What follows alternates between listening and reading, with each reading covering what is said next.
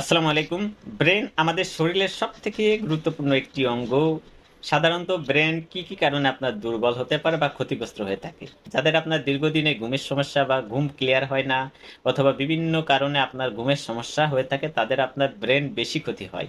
আজকে একটি গবেষণায় দেখা গেছে আপনার যাদের ঘুমের সমস্যা হয় বা ঘুমটা ক্লিয়ার হয় না, তাদের অসংক্রমণ রোগগুলা বেশি হয়। আপনার শরীরে বাসা বাঁধে, উচ্চ রক্তচাপ, আপনার কিডনির সমস্যা অথবা আপনার স্ট্রোকের মতন সমস্যা আপনার হয়ে থাকে। পূর্ণবয়স্ক একজন মানুষের আপনার ৭ থেকে ৯ ঘন্টা আপনার ঘুম দিতে হবে। এই ৭ থেকে ৯ ঘন্টা যদি আপনার ঘুম না হয় বা ঘুমের সমস্যা হয়, তাহলে আপনার এই অসংক্রমণ রোগগুলো আপনার শরীরে বাসা বেঁধে। ঘুম যদি ক্লিয়ার না হয়, তাহলে আপনার যে টিস্যুগুলো আছে, এই টিস্যুগুলো আপনার ক্ষতিগ্রস্ত হয়। ঘুম যদি আপনার ঠিক মতন হয়, তাহলে আপনার ব্রেনের টিস্যুগুলো বেশি উৎপন্ন হতে পারে। দ্বিতীয় হচ্ছে আপনার যারা অতিরিক্ত ধূমপান, অ্যালকোহল দীর্ঘদিন আপনার সেবন করেন, এর ফলে দেখা যাচ্ছে আপনার ব্রেনের যে রক্তের শিরাগুলো